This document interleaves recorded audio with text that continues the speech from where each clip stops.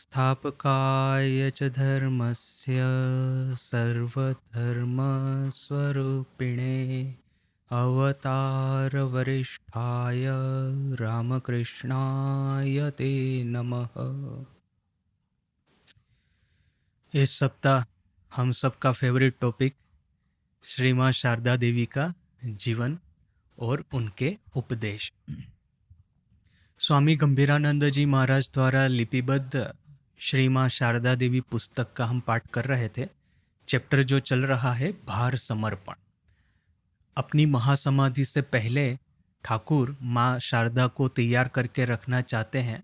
Already actually बात ये नहीं है कि माँ के भीतर में शक्ति को पूर्ण करना है। माँ के भीतर में मातृत्व शक्ति है ही है, जगत के कल्याण के लिए ही उनका अवतरण हुआ है। बस वही बात है कि ठाकुर को उस मातृत्व शक्ति का आवाहन करके उनको फिर से जागृत करना है। तो यही एक कार्य ठाकुर की महासमाधि से पहले हम लोग देखते हैं कि ठाकुर ने दो लोगों को तैयार किया है। उनकी महासमाधि से पहले यह जो भविष्य का रामकृष्ण संघ है, उसकी यह लीडरशिप है, वो जिनको देना चाहते थे, दो लोगों को ठाकुर ने तैयार किया। सर्वप्रथम तो जग विख्यात है स्वामी विवेकानंद और दूसरी है माँ शारदा।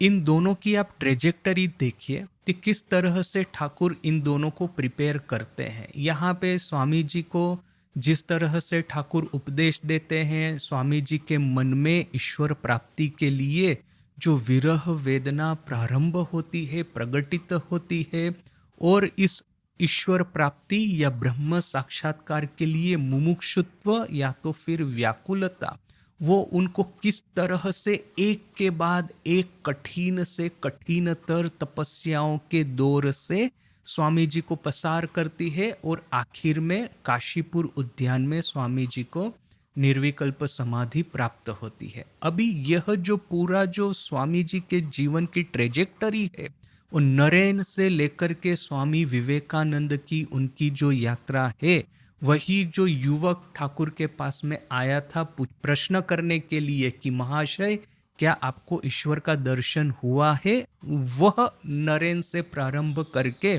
ईश्वरमय स्वामी विवेकानंद, ईश्वरमय निर्विकल्प समाधि में स्थित महापुरुष युग नायक, यह जो जर्नी है वो सबकी नज़र के सामने से गुजरी है।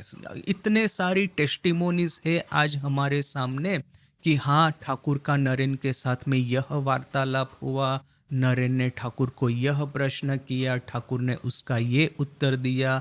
आप कथामृत पढ़ेंगे, आप गुरु भाइयों की स्मृति कथाएं पढ़ेंगे, ठाकुर के खुद के जो उनकी जो वार्तालाप है उसमें भी ठाकुर बार बार ये मेंशन करते हैं कि किस तरह से नरेन प्रथम उनके पास में आया था, किस तरह से नरेन माँ काली को स्वीकार करने में उसको यह जो एक इंटेलेक्चुअल स्ट्रगल का सामना करना पड़ा था, किस तरह से नरेन ने माँ काली को स्वीकार किया था, और आखिर में किस तरह से सबके सामने काशीपुर में वहाँ पे ग्राउंड फ्लोर में ठाकुर फर्स्ट फ्लोर में थे और ग्राउंड फ्लोर पे नरेन है। नरेन को निर्विकल्प समाधि प्राप्त हुई है। सभी गुरु भाइयों ने उसका दर्शन भी किया और जाकर के ठाकुर को समाचार भी दिया कि नरेन डर गया है, पूछ रहा है मेरे हाथ कहाँ है, मेरे पैर कहाँ है।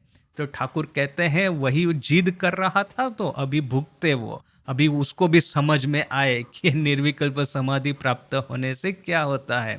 तो यह तो सबकी नज़र के सामने एक पूरा ट्रेजेक्टरी, पूरा जो कहानी है स्वामी विवेकानंद का, वो पार हुआ है। किंतु जो माँ शारदा की कहानी है, सबकी नज़रों से दूर, वो इस तरह से नहबत में रह कर के माँ ने साधना की, किस तरह से ठाकुर माँ की यह जो सुप्त मातृत्व शक्ति है उसको जागृत करवाते हैं, किस तरह से ठाकुर एक के बाद एक सभी भक्तों, खास करके लेडी डिवोटी जो है और ये त्यागी संतान है, इन दोनों को माँ के पास में भेजते हैं। तो वो जो माँ की जो कहानी है, बहुत हद तक लोगों की नज़र से दूर यह पूरा जो लीला है माँ शारदा की वो संपन्न हुई है। तो यह एक बहुत बड़ा डिफरेंस हमको देखने को मिलता है। दूसरा एक डिफरेंस हमको जो देखने को मिलता है कि स्वामी जी ने समाधि प्राप्त करने के लिए तपस्या जो की, इस तरह की कोई तपस्या का माँ के जीवन में आप देखेंगे कि इस तरह से ज़्यादा कुछ नहीं दिखता। माँ का जो डोमेस्टिक लाइफ था, माँ का जो एक कम्युनिटी लाइफ था, जिस तरह से माँ वहाँ पे नहबत में रहती थी, वो एक अपने आप में एक बहुत बड़ी तपस्या थी। किंतु एक अलग से माँ ने तपस्या की हो ईश्वर प्राप्ति के लिए, इस तरह का हमको ज़्यादा नहीं दिखता है। जिस तरह से ठाकुर ने विभिन्न तरह की साधनाएं की, वैष्णव साधना, भाव साधना है, फिर ये शक्ति साधना है, फिर ये वेदांत साधना है, इस तरह की पार्टिकुलर साधन पद्धति को पकड़ करके माने साधना की हो, इस तरह का विवरण हमको नहीं मिलता। हमको यही एक जानने को मिलता है कि ठाकुर ने माँ को एक मंत्र दिया, माँ फिर उस मंत्र का जाप कर रही है, सतत कर रही है। इवन ठाकुर की महासमाधि के बहुत सालों के बाद में भी जयराम बाटी कलकत्ता में माँ आती है। जब माँ के पास में सब भक्तों का आगमन होता है, तो माँ क्या कहती है कि दिन में 1 लाख जप करके देखो, यदि 1 लाख नहीं होते हैं तो एटलीस्ट 10,000 जप करके देखो, क्यों नहीं मिलती है मन को शांति, क्यों नहीं होता है ठाकुर का दर्शन। तो माँ के जीवन में जप का ही प्राधान्य था। एक तब था जप, दूसरा था कि किस तरह से वो जो डोमेस्टिक सिचुएशन है, ये कम्युनिटी लाइफ जो है, उसमें किस तरह से माँ एडजस्ट होती है, किस तरह से माँ के भीतर में जो करुणा है, सहन शक्ति है, उसका प्रति एवरी स्टेप, प्रत्येक पदक्षेप पे उसकी परीक्षा होती रहती है। तो वो हमने देखा। जबकि हम नरेन के बारे में देखेंगे कि ठाकुर नरेन को एक पार्टिकुलर साधन पद्धति, वेदांतिक साधन पद्धति का उपदेश देते हैं, और उस साधन पद्धति को पकड़ करके नरेन को निर्विकल्प समाधि होती है। तो यह एक दूसरा एक डिफरेंस देखने को मिलता है। किंतु यह सरफेस लेवल डिफरेंस को यदि हम छोड़ दें, तो हमको इतना तो स्पष्ट रूप से समझ में आता है कि ठाकुर ने अपनी महासमाधि के बाद में रामकृष्ण संघ के साथ में उन्होंने यह जो धर्म चक्र प्रवर्तन प्रारंभ किया है, उसके साथ में क्या होने वाला था, क्या होने वाला है भविष्य में, उसकी बहुत लंबी चिंता की है। अब ठाकुर ने ऐसा कोई प्लान नहीं किया कि इतने साल के बाद में इतने सेंटर हम ओपन करेंगे, इतने साल के बाद में इतने साधु यहाँ पे ज्वाइन करने के लिए आएंगे, इस तरह की मेथोडोलॉजी है, यह कार्य पद्धति है, उसका हम प्रारंभ करेंगे। इस तरह का ठाकुर ने प्लान नहीं बनाया। ठाकुर ने प्लान किया है मनुष्य के चरित्र के घड़तर करने का। एक बार जब यह माँ शारदा है और स्वामी विवेकानंद है, इनका चरित्र का घड़तर हो गया, इसके बाद में ठाकुर ने यह जो बागडोर है, यह जो लगाम है, उन्होंने अपने हाथों से छोड़ दी और इन दोनों के हाथ में सुप्रत कर दी। ऑफ कोर्स जब हम ये कहते हैं कि ठाकुर ने माँ और स्वामी जी के चरित्र का घड़तर किया, तो एक उपलक दृष्टि से ही है, सुपरफिशियल ही है।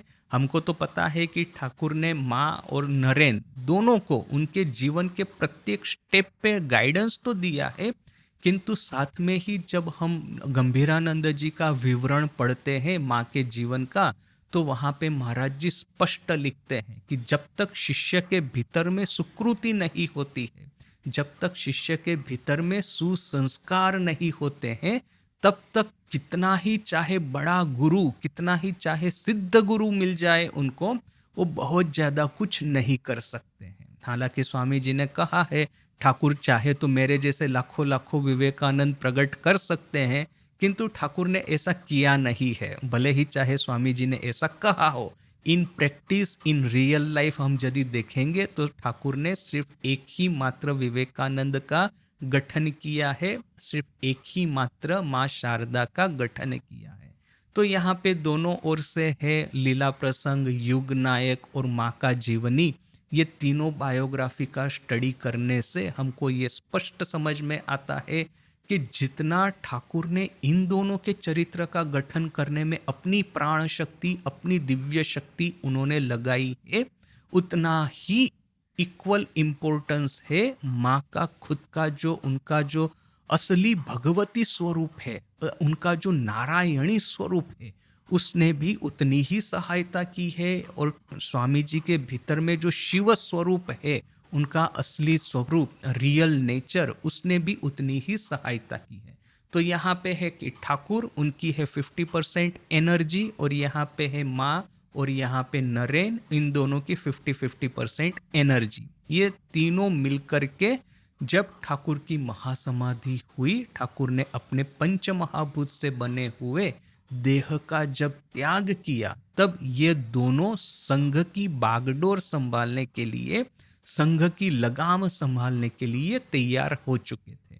किंतु यह भी हमको पता है कि किस तरह से ठाकुर के रहते रहते इन दोनों की ट्रेजेक्टरी डिफरेंट थी, तो वैसे ही ठाकुर की महासमाधि के बाद में भी इन दोनों की ट्रेजेक्टरी काफी डिफरेंट रही। महासमाधि के फौरन बाद माँ को कामारपुकुर जाना पड़ा। माने वो तीर्थ यात्रा तो माँ ने की थी, किंतु अल्टीमेटली तो ठाकुर ने माँ को कहा था कि कामारपुकुर का अपना घर है, सब समय उसको बनाए रखना और वहीं पे रहना, वहीं साग सब्जी वगैरह उगा करके वहीं पे तुम एक विधवा का, एक आदर्श विधवा का जीवन यापन करना।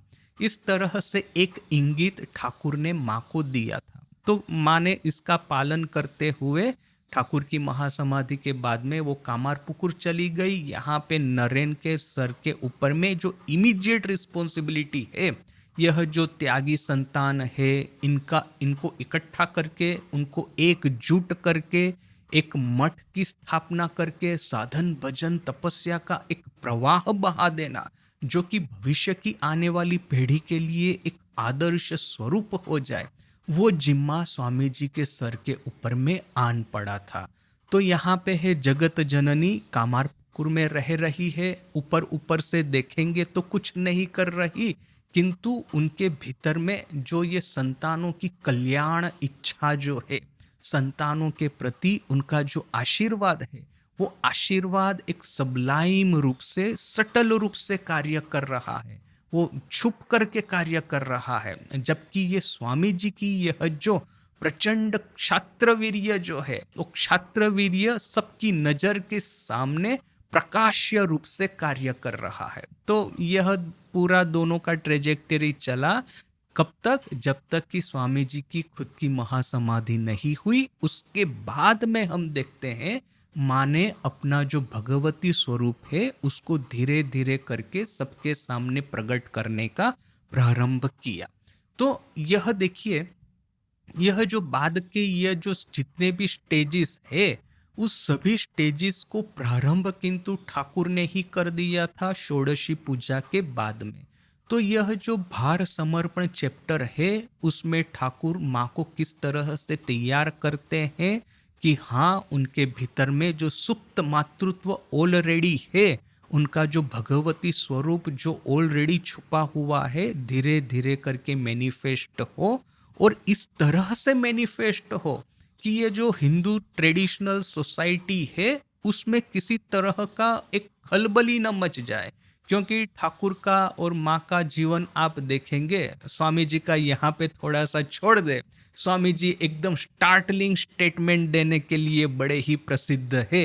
कहते हैं कि यदि ब्राह्मण के लड़के को एक टीचर चाहिए तो परिया के लड़के को 10 टीचर चाहिए। तो ये जो हथौड़ा मारने वाले स्टेटमेंट जो है, उसके लिए स्वामी जी प्रख्यात है। किंतु जहाँ तक माँ और ठाकुर का प्रश्न है, देखेंगे कि ये हिंदू ट्रेडिशनल सोसाइटी जो है, हमारा हिंदू सनातन धर्म, उसकी ये जो 4 कॉर्नर है, विद इन दिस 4 कॉर्नर इन दोनों ने कार्य किया है। एक सुंदर कहानी है, एक बागदी लड़का, अभी एक बागदी बोल करके जात उस समय की थी, जिसको कि निम्न जाति का उस समय माना जाता था।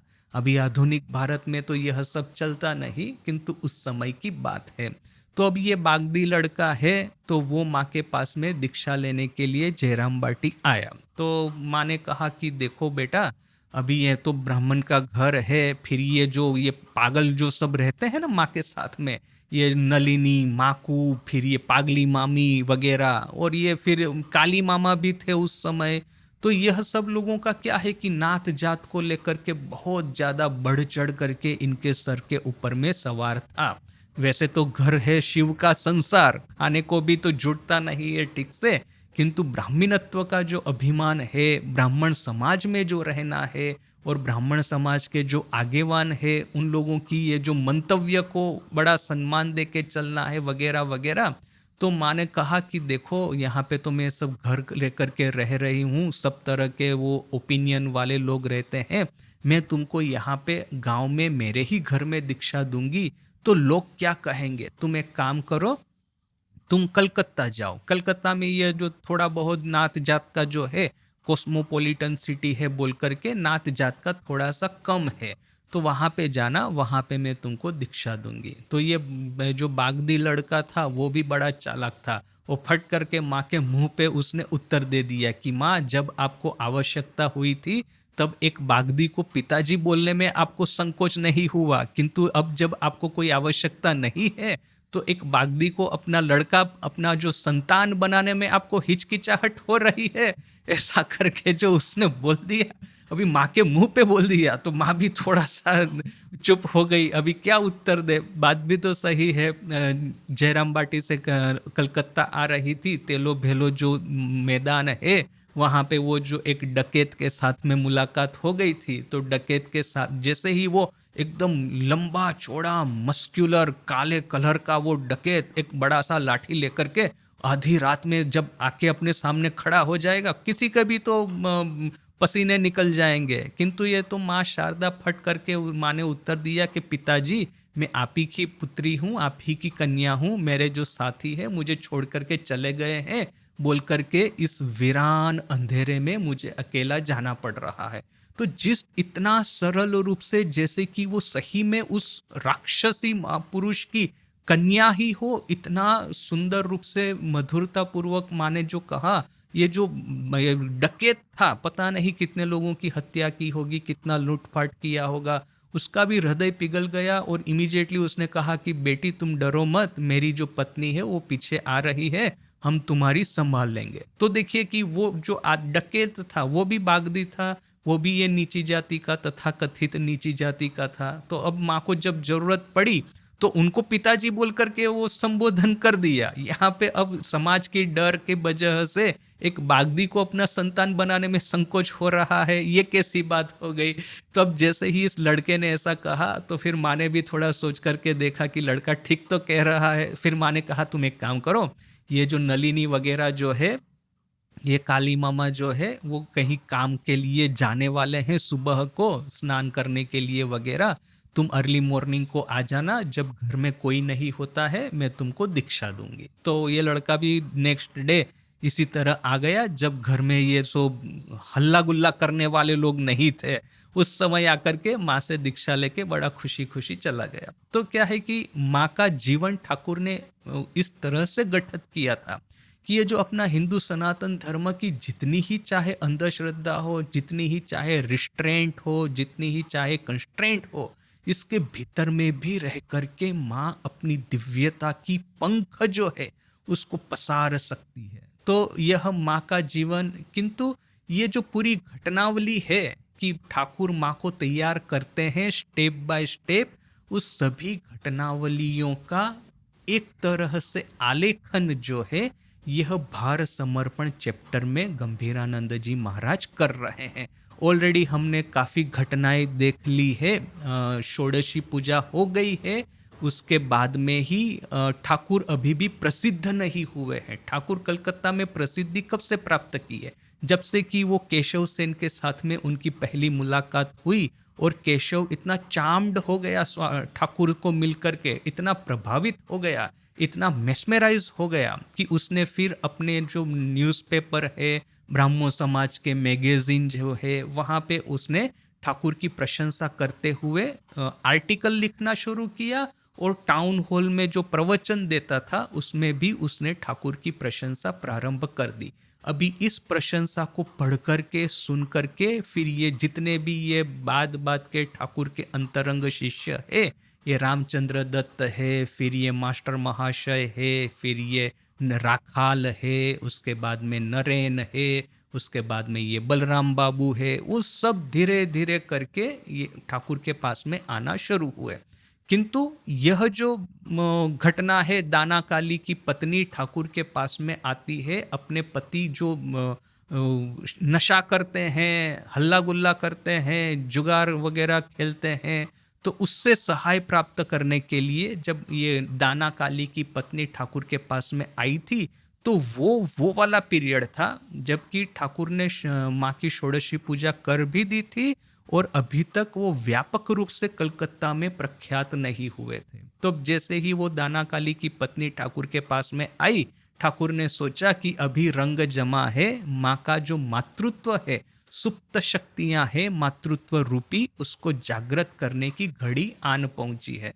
बोल करके ठाकुर ने ये घोष पत्नी, ये कालीपदो घोष, उसकी पत्नी को माँ के पास में भेजा। कहा कि मेरे पास में तो ये मैजिकल पावर है नहीं, तुम एक काम करो, वहाँ पे नहबत में एक औरत रहती है, उसको यह सब जादुई का जो मंत्र शक्ति है, औषधि वगैरह है, जड़ी बूटियाँ जो है वो उसको पता है, उसके पास में तुम हेल्प मांगो अपने पति के लिए। तो ये औरत बेचारी आई माँ के पास में, माँ पूजा कर रही थी, माँ का मन कहाँ ऊर्ध्व उच्च राज्य में विचरण कर रहा था।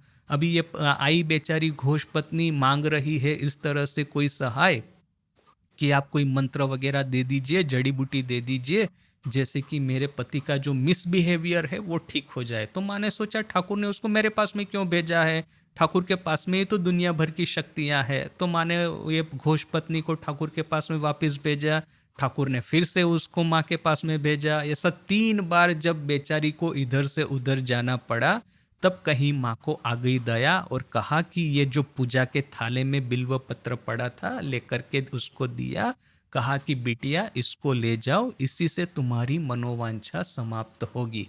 तो ये घोष पत्नी ये बिल्व पत्र लेकर के गई और सही में माँ का आशीर्वाद देखिए कि कुछ ही सालों के बाद में यह दाना काली है वह ठाकुर के अंतरंग भक्तों में परिगणित हुआ। तो उस घटना से लेकर के हम देखते हैं कि धीरे धीरे करके एक के बाद एक घटनावली के माध्यम से ठाकुर जैसे कि माँ को फोर्स करते हैं कि माँ के पास में यह सब लेडी डिवोटिस को भेजेंगे, माँ के पास में यह त्यागी संतानों को भेजेंगे, माँ के पास में ये जितने भी जटिल केस है वो ठाकुर के पास में आते थे वो माँ के पास में भेजेंगे। ऐसा करके माँ की जो शक्ति थी उसको व्यापक रूप से जागृत करने का ठाकुर ने प्रयास किया था। तो यह सब घटनावली इस चैप्टर में गंभीरानंद जी महाराज हमको कह रहे हैं और इसी सिलसिले में अभी इस चैप्टर में थोड़ा सा आगे पढ़ते हैं। क्या कहते हैं गंभीरानंद जी महाराज? भोग स्पृहा मुक्तो मातृत्वेर प्रथम आकुति की भावे कखन श्री मायर ज्ञान गोचर हइया छिलो। भोग स्पृहा मुक्त मातृत्व की प्रथम आकांक्षा किस तरह और कब श्री माँ के भीतर में उसको जागृत हुई थी, ज्ञान गोचर हुई थी। देखिए अभी यहाँ पे गंभीरानंद जी महाराज एक एक शब्द की व्याख्या करनी पड़ती है। कभी वो इस तरह से लिखते हैं कि जैसे कि शंकराचार्य की टीका पढ़ रहे हैं। भोग स्पृहा मुक्त मातृत्व, कैसा मातृत्व? अभी यह मातृत्व के कितने प्रकार है यह गंभीरानंद जी महाराज ने इससे पहले हमको कहे थे। हमने 3-4 क्लासेस में काफ़ी डिटेल में उसका डिस्कशन किया था। जनरली एक माँ होती है, एक जननी होती है, उसका प्रेम जो होता है, उसकी करुणा होती है, अपने ही संतान के ऊपर में वो आबद्ध रहती है। अब जैसे कि ये धृतराष्ट्र का अपने संतानों के प्रति प्रेम था, ये कौरवों के प्रति, तो ये कौरव जब पांडवों के साथ में अत्याचार कर भी रहे थे तो वो पुत्र प्रेम में अंध होकर के इनको कुछ बोल नहीं रहे हैं। कौरवों को ये नहीं कह रहे हैं कि तुम लोग अधर्म का आचरण करते हो। तो इसको अंधा प्रेम या तो फिर ये सेल्फिश लव कहा जाएगा, जो कि आपके ही संतानों के प्रति वो लिमिटेड है और वो धर्म अधर्म को नहीं देखता है, तो वो एक तरह का प्रेम हो गया। फिर उससे भी थोड़ा सा ऊपर जाएंगे कैटेगरी में तो देखेंगे कि हाँ, अपने संतानों के प्रति तो प्रेम है, किंतु साथ साथ में ही दूसरों के संतान है उनके प्रति भी वो प्रेम जाता है। इससे भी उच्च कैटेगरी देखेंगे तो एक जननी ऐसी है, अपने संतानों के प्रति भी प्रेम है, और ये जगत जो है इन जनरल इनके प्रति भी उस जननी का प्रेम है। और फिर सर्वोच्च अवस्था आप देखेंगे कि इस तरह की जननी का प्रेम, जो कि यह जो मन बुद्धि चित्त अहंकार पंच कर्मेंद्रिय ज्ञानेंद्रिय पंच महाभूत का ये जो जगत है, उससे ऊर्ध्व जाकर के अचिंतनीय, जो कि चिंता राज्य के परे का जो राज्य है, अर्थात कि ब्रह्म राज्य या तो फिर ईश्वरीय राज्य, वहां पे विराजमान होकर के पूरे जगत के प्रति जिनका संतान भाव है या तो फिर मातृभाव है, इस तरह का एक प्रेम। तो ये पूरी कैटेगरीज ऑलरेडी गंभीरानंद जी ने हमको समझा दी है। तो अभी उसी कैटेगरीज को एक ही शब्द में रेफर करके यहाँ पे गंभीरानंद जी कहते हैं भोग स्पृहा मुक्त मातृत्व। इस तरह का मातृत्व जो कि सिर्फ अपने संतानों के प्रति अंध प्रेम की तरह वो बंधित नहीं है, पूरे एक ईश्वरीय जगत में विराज करके दिव्य मातृत्व पूरे जगत के प्रति जिनका फैला हुआ है, उसको कहते हैं भोग स्पृहा मुक्त। भोग अर्थात की भोग की इच्छा, स्पृहा अर्थात की इच्छा, और मुक्त अर्थात की भोग की इच्छा से मुक्त। मातृत्व का प्रथम प्रारंभ, प्रथम आकांक्षा माँ के हृदय में कब प्रकट हुई थी, यह प्रश्न गंभीरानंद जी करते हैं। फिर क्या कहते हैं, संभवतो এই বিষয় অবহিত হইবার পূর্বেই তিনি মাতৃত্বে অধিরূঢ় হইয়াছিলেন। हो सकता है कि इस विषय से वाकिफ अवहित अर्थात कि वाकिफ होने के पहले ही माँ मातृत्व के राज्य पे सिंहासन पे आरूढ़ हो चुकी थी। अब क्या होता है कि जनरली आप देखेंगे छोटी बच्चियां होती है, गुड़िया को लेकर के खेलती है। वो छोटी बच्ची को ये तो पता नहीं घर क्या है, संसार क्या है, जननी होने का क्या अर्थ है, मातृत्व का क्या अर्थ है, यह सब छोटी बच्ची को पता नहीं। किंतु इसके बावजूद छोटी बच्ची में कभी कभी इस तरह की करुणा देखने में आती है, जो उसके छोटे छोटे भाई है उसकी संभाल लेती है, उसकी जो सहेलियां हैं उसके साथ में वो बड़ा ही सुंदर रूप से फ्रेंडली, मित्रता पूर्ण, सहृदयता पूर्ण वो वर्तन करती है, माँ पिताजी को सहाय करने में हमेशा तत्पर रहती है। इस तरह की जब बच्ची का हम दर्शन करेंगे तो हमको पहले से ही पता चल जाएगा कि भले ही चाहे इस बच्ची को अभी ये नहीं पता है कि माँ होने का क्या अर्थ है, किंतु उसके हृदय में करुणा का जो दरवाजा है, मातृत्व रूपी जो कंपेशन, उसका जो दरवाजा है वो खुल चुका है। तो यहाँ पे भी गंभीरानंद जी कहते हैं कि माँ होने का क्या अर्थ है, यह समझने के पहले ही उस उम्र को पहुंचे, जनरली 18, 19, 20 साल की उम्र पे यह विचार सब पहली बार एक लड़की के मन में आता है कि हाँ, मुझे भी पुत्र संतान या कन्या संतान चाहिए। किंतु वो विचार आने के पहले ही बाल्यावस्था में ही माँ के हृदय की करुणा का दरवाजा खुल चुका था, मातृत्व अधिरूढ़ हो चुकी थी। मातृत्व रूपी सिंहासन है, उसके ऊपर में माँ आरूढ़ हो चुकी थी। मनोराज्येर इहाई स्वाभाविक गोती। मनोराज्य अर्थात की मानसिक जगत है, ये माइंड वर्ल्ड जो है, ये अपना कॉन्शियसनेस जो है, उसमें यूजुअली ऐसा ही होता है कि कोई भी लड़की हो उसके भीतर में यदि उसका एक हेल्दी डेवलपमेंट है, यदि उसका एक हेल्दी डेवलपमेंट है तो छोटी उम्र में ही करुणा का दरवाजा उसके हृदय का खुल ही जाएगा। बस वही है कि उसका प्रॉपर मैनिफेस्टेशन जो है, आर्टिकुलेशन जो है, वो एडल्ट होने के बाद में होगा।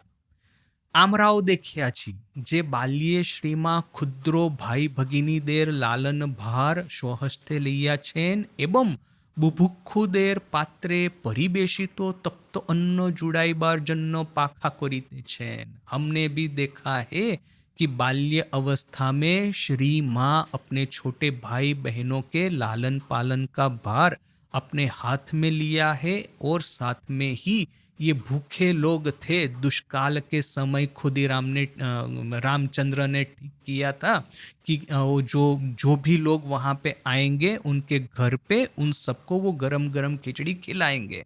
तो उसको रेफर करके कहते हैं कि जो भूखे हैं, जो दुष्काल के भोग बने हुए, उनके पात्र में यह जो गरम अन्न जो परोसा गया है, तो गरम अन्न को ठंडा करने के लिए माँ शारदा अपने छोटे हाथों से हवा डाल रही है, पंखा डाल रही है। तो वो हमने ऑलरेडी ही देख लिया है कि छोटी बच्ची है, वो अभी आर्टिकुलेट नहीं कर पाती है कि मातृत्व का क्या अर्थ है, या तो फिर उसके हृदय में पुत्र संतान की वासना का प्रारंभ हो, इच्छा जागृत हो।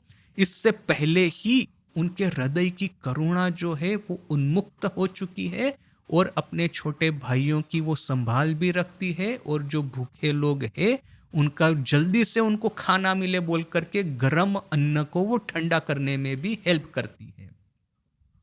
দক্ষিণেশ্বরে ভক্তগণের সহিত ব্যবহারেও এই प्रकार घटना आमादेर दृष्टिगोचर হইয়াছে। दक्षिणेश्वर में भक्तों के साथ में जो माँ व्यवहार करती थी, उसमें भी इसी तरह की घटना हमारी आंखों के सामने आई है। इस घटना में से एक घटना का यदि उल्लेख करें कि माँ के हृदय में करुणा कितनी थी।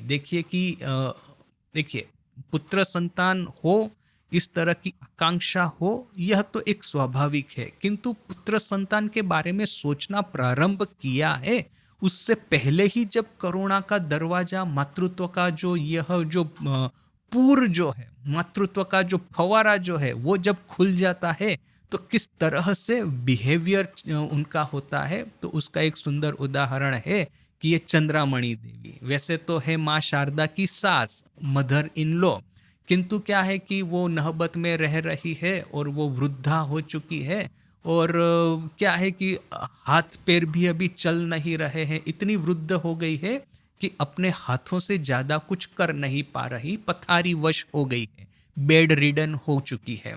तो अभी कुछ भी बेचारी को कार्य होगा, कोई भी काम होगा, तो वो माँ शारदा को पुकारेगी कि बिटिया शारदा कहाँ हो, तुम आओ, मुझे ये हेल्प करो। और जैसे ही माँ भी, जैसे ही ये चंद्रामणि देवी की पुकार सुनेगी, वैसे ही दौड़ करके जाएगी वहां पे वो नहबत में भीतर में। किंतु यहाँ पे प्रॉब्लम क्या था, नहबत का जो दरवाजा है वो ऑलमोस्ट 4.5 फीट की हाइट का ही है, उससे ज्यादा का हाइट नहीं है। तो होता क्या है कि आप भीतर में प्रवेश करने के समय जो आप ये याद नहीं रखेंगे कि आपको सर झुकाना है, ये याद नहीं रखेंगे, दौड़ करके भीतर में प्रवेश करना जाएंगे, तो आपका जो सर जो है वो दरवाजे की चौखट के साथ में टकराएगा। अभी आप इमेजिन करके देख सकते हैं कि आप दौड़े दौड़े कमरे के भीतर में जा रहे हैं और आपने सर झुकाना भूल गया और दरवाजे की चौखट के ऊपर में सर टकराया, तो कितना पेन होगा। तो यहाँ पे माँ के साथ में बार बार ऐसा होता है कि जैसे ही चंद्रामणि पुकारती है, माँ आंख बंद करके दौड़ लगाती है कि कैसे भी करके उनकी पुकार जो है, उनकी जो आवश्यकता है, उसको हेल्प करने के लिए एज सुन एज पॉसिबल वहां पे जाए। और ऐसा करने से ही बार बार ऐसा होता है, सर और चौखट के साथ में टकराता है और बहुत पेन होता है।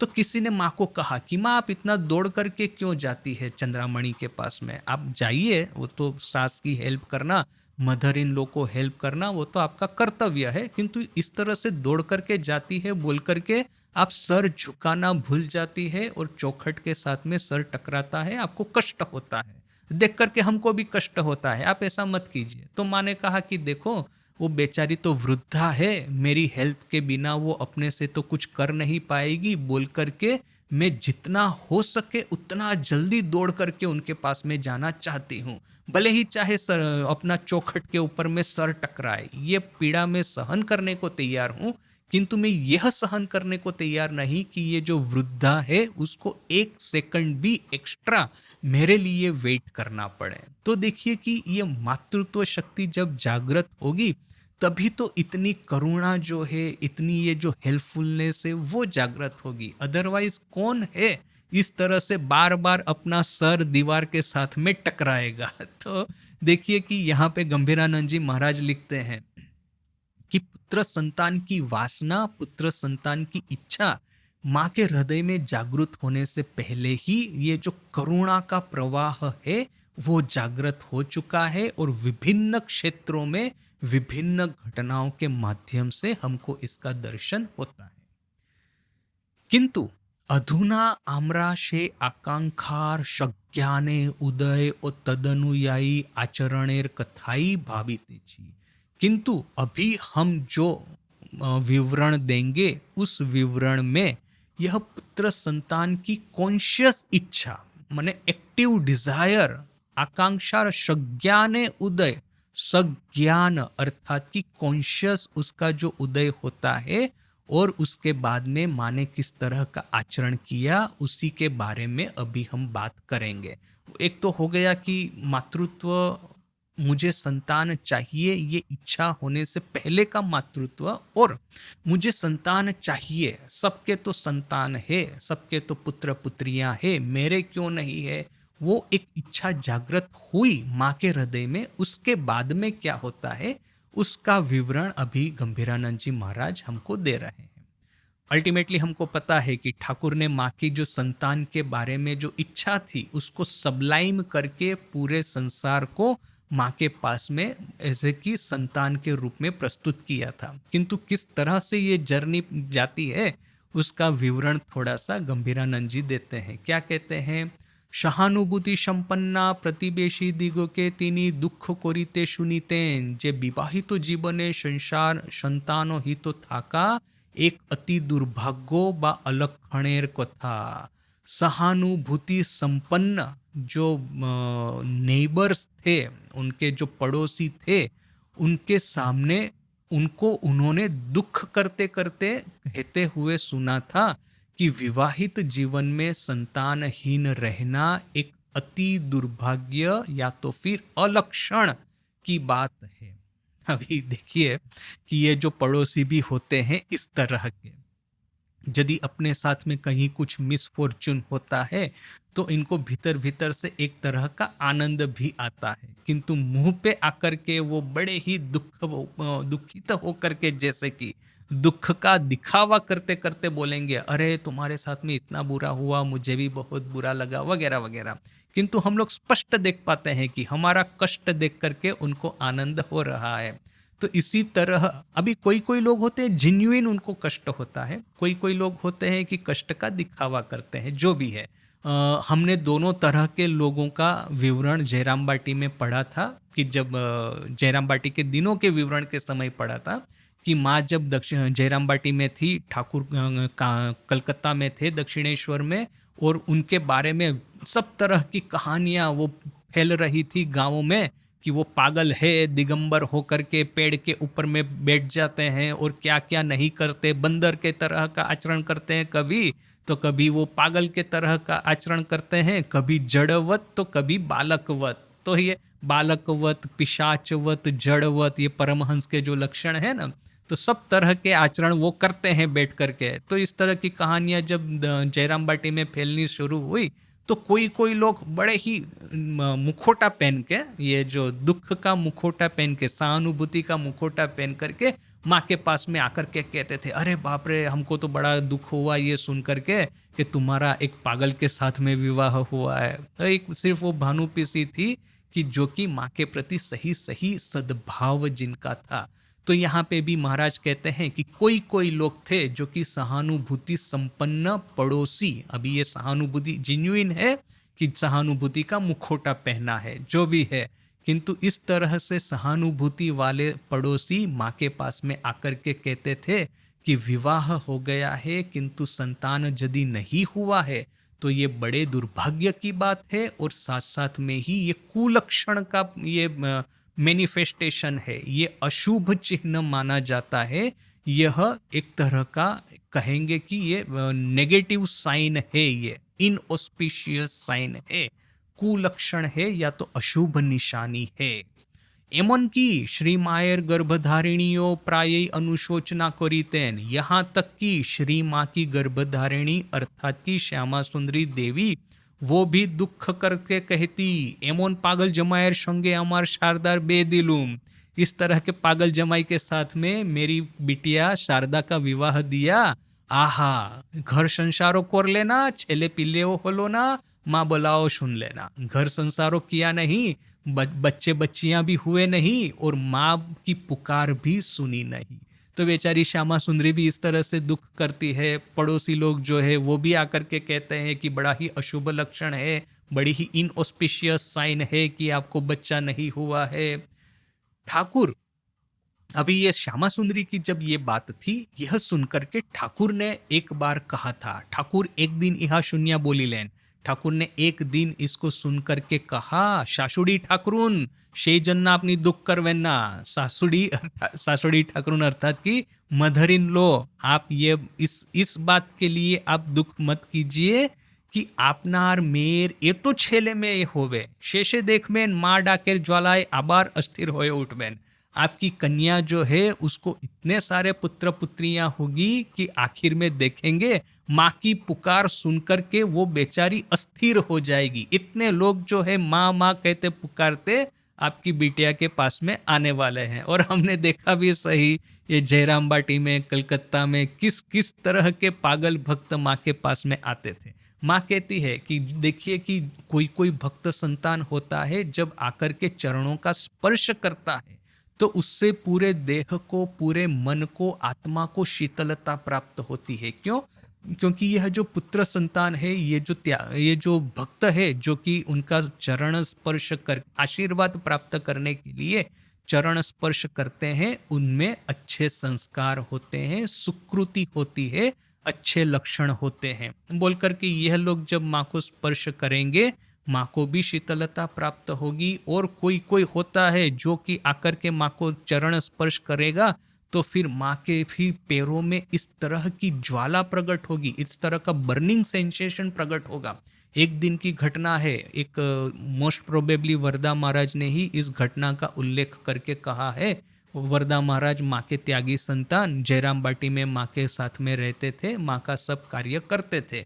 एक दिन वो बाहर गए थे किसी कार्य की वजह से, वापिस आके देखा तो माँ बार बार अपना जो पैर है वो धो रही है। तो ये उन्होंने आकर के पूछा त्यागी संतान ने कि माँ आप बार बार पैर क्यों धो रहे हैं? ये ठंडे पानी से पैर धोने से ठंड न लग जाए, कहीं बुखार न हो जाए। तब माँ ने कहा देखो बेटा, एक बूढ़ा आदमी यहाँ पे आया था, वो उसको देख करके ही माँ को मुझे समझ में आ गया कि इसके ऊपर में तमस का लक्षण सब है। तो मैं साथ में ही अपने कमरे में चली गई और बैठ अपने वो जो चादर, वो जो अपने वो जो चद्दर जो होती है उससे अपना पूरा देह को आवृत कर दिया, चेहरा भी ढक दिया और कहा कि आपको यदि प्रणाम करना है बाहर से ही कीजिए। किंतु इस आदमी ने मेरी बात न सुनी, जोर जबरदस्ती घर में प्रवेश कर दिया और जोर जबरदस्ती करके मेरे चरणों को स्पर्श करके प्रणाम किया। अभी मेरे पैरों में इतना बर्निंग सेंसेशन हो रहा है, इतना ज्वलन हो रहा है कि इसलिए मुझे बार बार अपने पैर धोने पड़ रहा है। तो ये बात सुनकर के ये त्यागी संतान है बड़ा ही आश्चर्यचकित हो गया कि कोई अशुद्ध व्यक्ति है, उसके स्पर्श करने से क्या ऐसा भी होता है क्या? किंतु ये भी होता है। देखिए इन लोगों का जो देह और मन इतना पवित्र था कि जैसे ही कोई अशुद्ध मन का व्यक्ति उनको स्पर्श करेगा, साथ में ही इनके पाप जो है ये लोग हरण कर लेंगे। एक स्वप्न, अगेन मोस्ट प्रोबेबली वरदा महाराज ने ही यह स्वप्न देखा है। तो वो स्वप्न में उन्होंने बाद में माँ को कहा भी सही कि माँ मैंने इस तरह का स्वप्न देखा कि आप एक पुरुष है जो कि आपके सामने आकर के आपको बड़ी विनती कर रहा है कि आप मुझे स्पर्श करके मुझे दीक्षा दीजिए, मुझे आशीर्वाद दीजिए।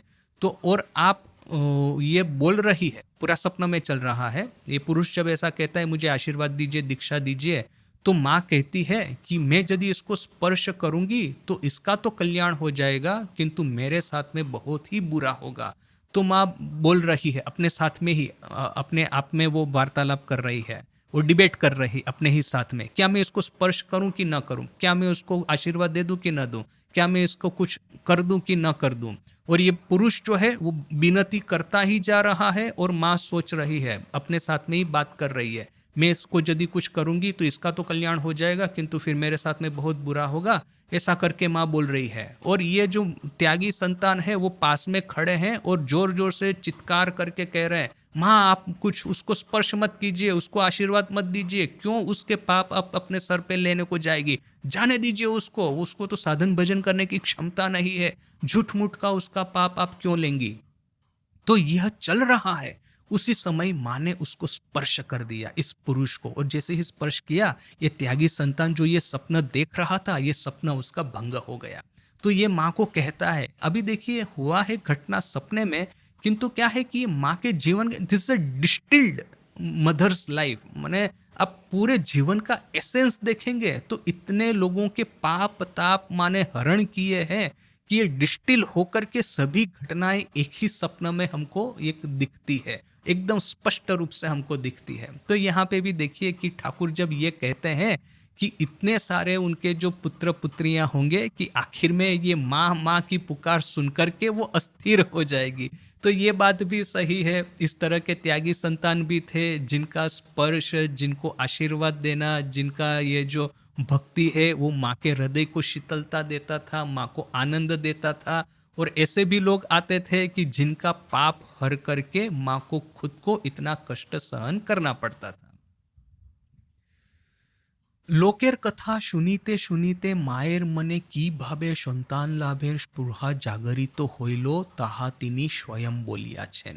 लोगों की बात सुनते सुनते माँ के मन में किस तरह से संतान प्राप्ति की आकांक्षा जागृत हुई, यह बात उन्होंने स्वयं कही है। अभी देखिए कि ये जब एक उम्र हो जाती है, एक जब एज हो जाती है, तब एक लड़की जो है एक्टिवली माने वो कॉन्शियसली यह सोचना शुरू करती है कि हाँ मुझे भी एक संतान हो।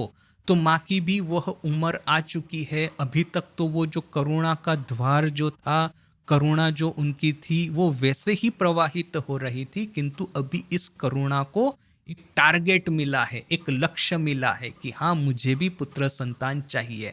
तो भीतर से भी एक कोई भी स्त्री है, उनके हृदय की ये आकांक्षा है। फिर लोग 10 लोग आकर के इस तरह की बातें करते हैं, तो माँ कहती है कि किस तरह से उनके हृदय में भी संतान की इच्छा जागृत हुई।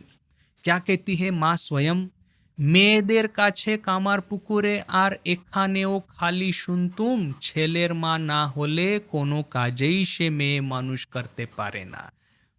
जो सब स्त्रियां हैं, दूसरी स्त्रियां, उनके पास में से मैं कामार पुकुर में भी और यहाँ पे भी मैं सुनती थी कि पुत्र संतान की, कोई भी पुत्र होना कि कन्या संतान की माँ न होने से कोई भी काम में यह स्त्री नहीं कर पाएगी। अर्थात कि यदि आपका पुत्र संतान नहीं है, पुत्र या कन्या संतान, तो इस तरह की स्त्री शुभ कार्य नहीं कर पाएगी। झाझा बांझा कोनो शुभ काजे एयो होते पारे ना। बांझा अर्थात कि जिसको संतान नहीं हुआ है, इस तरह की स्त्री वो कोई भी शुभ कार्य में आगे बढ़कर के कार्य नहीं कर पाएगी। आमी तखन मेये मानुष छेले मानुष छिलूम, उस समय में उम्र में छोटी थी, बच्ची ही थी। এই সব কথা सुनते सुनते আমার মনে दुख हो, तो यह सब बातें सुन सुन करके मेरे मन में दुख होता। ताई तो तभी तो एकटा छेलेও আমার হবে না, एक संतान भी क्या मेरा नहीं होगा। देखिए अभी यहाँ पे माँ ने इस तरह से नहीं कहा कि मुझे संतान चाहिए बोलकर कि यह मेरे मन में वासना जागृत हुई है या तो फिर आकांक्षा जागृत हुई है। माँ दूसरी तरह से कहती है कि दूसरी स्त्रियों के पास में ये बार बार मैं सुन रही थी कि आपको यदि संतान नहीं होता है, संतान विहीना जो स्त्री है वो कोई भी शुभ कार्य में आगे बढ़ करके हिस्सा नहीं ले पाएगी। अर्थात कि स्त्री के लिए मातृत्व ही जैसे कि उसकी एक तरह की पहचान है। तो ये मातृत्व प्राप्त नहीं किया है तो ये तो संतान विहीना स्त्री, इस तरह की स्त्री, उसमें निश्चय कुछ न कुछ कमी होगी, बोल करके ही तो पुत्र संतान को जन्म नहीं दे पा रही। इसके ये जो सत्कर्म है, न कि उसके ये जो कर्म का ये जो फल है वह सब बुरा होगा, संस्कार बुरे होंगे, बोल करके ही वो बच्चे की माँ नहीं हो पा रही। बोल करके हिंदू सनातन, वो उस समय का जो हिंदू धर्म था, उस समय का जो समाज था, उसमें इस तरह का था कि संतान विहीना स्त्री शुभ कार्य में आगे आकर के हिस्सा नहीं ले पाएगी। तो माँ कहती है यह सब सुन करके मेरे हृदय में भी एक इच्छा जागृत हुई कि तभी तो मुझे क्या एक भी संतान नहीं होगा। तो माँ इस तरह से कहती तो है, किंतु हमको ये स्पष्ट समझना है कि माँ सिर्फ लोगों को शुभ कार्य में आगे बढ़ने के लिए, या तो लोगों के मुंह बंद करवाने के लिए, लोगों के टाने वगैरह जो है, कटाक्ष वगैरह जो है, उसको शांत करवाने के लिए ही सिर्फ पुत्र संतान की आशा नहीं रखती, पुत्र या कन्या संतान की, किंतु जो मातृत्व शक्ति है वो अभी पूर्ण रूप से जागृत हो रही है, बोलकर के माँ के हृदय में संतान की आकांक्षा जागृत हुई है। इसके बाद में माँ जो कहती है वो अभी हम नेक्स्ट क्लास में देखेंगे। आज यहीं तक। ओम शांति शांति शांति। हरि ओम तत्सत। श्री राम कृष्णार्पणमस्तु। ये जर्नी है ना, देखिए वो जो ठाकुर के पास में वो पागली आती थी, तो उसका था मधुर भाव। तो उसने बाद में एक बार ठाकुर को बोल दिया कि मेरा आपके प्रति मधुर भाव है, तो ठाकुर बड़े नाराज हो गए थे। उसके बाद में भी जब ठाकुर काशीपुर में थे, कैंसर से पीड़ित थे, वो आती थी और उत्पात मचाती थी, वो हल्ला गुल्ला करती थी, तो बोल करके बाकी सब भक्त बड़े नाराज हो जाते थे। अभी देखिए ये डिस्कशन चल रहा है ठाकुर के सामने ही। राजा महाराज बैठे हैं, निरंजन महाराज वगैरह है, तो निरंजन महाराज कहते हैं वो पागली जब आएगी ना तो उसको हम मारेंगे, तो मैंने उसको यहाँ से कैसे भी करके भगा देंगे। तो राजा महाराज बोलते हैं अरे तुमको थोड़ा सा भी तो उनके प्रति करुणा रखो, है पागल है, बेचारी औरत है, क्या करे, ठाकुर के प्रति मधुर भाव है, उत्पात मचाती है, हमारा थोड़ा उसके प्रति करुणा होनी चाहिए। तो निरंजन महाराज नाराज होकर के कहते हैं, नाराज होकर के न कि किसी भी तरह से, कहते हैं कि तुम्हारी पत्नी है ना, इसलिए तुमको इसके ऊपर में बहुत ज्यादा दया आती है, हम तो उसका बलिदान भी दे सकते हैं। तो माने ये नेचुरली कि राजा महाराज की वाइफ थी बोल करके एक करुणा का भाव उनमें होगा। तो राजा महाराज कहते हैं तुमको शर्म नहीं आती, ठाकुर के सामने इस तरह की बात करते हो। फिर राजा महाराज कहते हैं देखो कि नरेन वगैरह भी किस तरह से ठाकुर को परेशान करते थे, आज तो हम लोग बड़े शरीफ होकर के घूम रहे हैं, किंतु नरेन ने प्रारंभ से ठाकुर को कितना परेशान किया है, किस तरह से ठाकुर को टेस्ट किया है, किस तरह से ठाकुर के साथ में आर्ग्यूमेंट की है। तो हमको अपना भी तो ख्याल रखना, अपने खुद के सामने भी तो देखना चाहिए। आज हम एक लंबा जर्नी पार करके एक स्टेज पे आके खड़े हुए हैं कि हमको अभी ठाकुर की चिंता है, किंतु जब हम लोग प्रारंभ में आते थे तो हम लोग भी ठाकुर को इतना ही सताते थे। तो पहले तो अपने सामने देखो, बाद में तुम दूसरों की बात करो। तो राजा महाराज जब ये कहते हैं तो देखेंगे कि this is true for every one of us. अब जो गिरीश घोष है, बाद में तो बात की बात हुई ना कि माँ के सामने जाते डरता है। पहले तो ठाकुर को कितना परेशान कर दिया है, ठाकुर को कितनी गाला गाली दी है, कितना मिसबिहेव किया है। So this is our journey. Journey का प्रारंभ होता है, हमको पता ही नहीं है कि इन लोगों की इतनी क्षमता है कि हमारा पाप लेके उनको कष्ट होगा। उस समय तो हम संसार के ताप के मारे कैसे भी करके सॉल्यूशन खोजने को आते हैं। एक बार हमारे हृदय में शीतलता प्राप्त हो, फिर तो हमको दूसरों की एक आती है अकल कि हाँ हमारा पाप लेके इनको कितना कष्ट हो रहा है। सो वो तो जर्नी है। इनिशियली देखिए हम लोग लिप सर्विस पे कर सकते हैं कि मैं उनसे दूर रहूं या तो मेरे कष्ट वो न ले, हम लोग लिप सर्विस देंगे, किंतु हृदय में तो वही होगा कि कैसे भी करके संसार का ताप जो है वो हल्का हो। बाद में तो सब बात आएगी। देखिए वो भीतर से वो ये था ना, अग्नि प्रज्वलित हो रहा था, कैसे भी करके अग्नि को शीतल करना है। बाद में तो वो फिर माँ के बारे में सोचेगा। हम माँ के पास में क्या चाहते हैं वो दिखाता है कि हमारी आध्यात्मिक जर्नी के कौन से लेवल पे हम पहुंचे हैं। यदि हम ये सोचना शुरू कर दे कि कैसे भी करके माँ से तो आशीर्वाद प्राप्त करना ही है, दैट मीन्स कि हम प्रारंभिक अवस्था में हैं। और यदि हम ये सोचना शुरू करें कि नहीं, हमारी वजह से माँ को कष्ट नहीं होना चाहिए, भले ही हमको चाहे कितना कष्ट हो, दैट मीन्स कि हम जर्नी के उच्च सोपान तक पहुंच गए हैं। So that is assessment for us कि हम कहाँ पे है इस यात्रा में। बिल्कुल ठीक कि हमको यदि पाप में पड़ना पड़े, नरक में जाना पड़े, चलेगा, किंतु भगवान कृष्ण को कैसे भी करके हमको बचाना है, तो हमारे अपने चरणों की रज देने के लिए हम तैयार हैं। तो सेल्फ सेक्रीफाइस जहां से प्रारंभ होता है ना, तब से हमको सोचना है कि हम लोग अभी भक्ति के उच्च आयाम में पहुंचना प्रारंभ कर दिए हैं। किंतु देखिए, even from the point of view of pure ज्ञाना, अब स्वामी जी के इस बिहेवियर की व्याख्या कर ही सकते हैं। इफ यू विश कि भक्ति को नहीं ला करके भी जो प्योर ज्ञानी है वो तो पूरे जगत का दर्द समझता है ना। ठाकुर की वो फेमस कहानी कि वो घास मैंने ग्रीन ग्रास है, उसको ठाकुर दर्शन कर रहे थे, किसी ने उसके ऊपर पैर रख दिया, तो ठाकुर को ऐसा लगा जैसे कि कोई उनके देह पे पैर रख दिया है। वो जो दो जो नाविक थे, ये जो खलासी, वो जो गंगा में नौका चलाते जा रहे थे, एक ने दूसरे को चाटा मार दिया, तो ठाकुर को लगा जैसे कि किसी ने उनको चाटा मारा है। दैट मीन्स जगत के साथ में तादात्म्य, एक रूपता, अद्वैत भाव इतना हो गया है कि दूसरों का कष्ट उनको महसूस होता है। तो यहाँ पे भी उस व्याख्या करके हम लिख सकते हैं कि माँ का कष्ट स्वामी जी को अनुभूत हो रहा है। जैसे ठाकुर कहते हैं ना, शुद्ध ज्ञान शुद्ध भक्ति एक, यानी कि उस लेवल पे फिर आप डिफरेंशिएशन नहीं कर पाएंगे, वहां पे सब मर्ज हो जाएगा।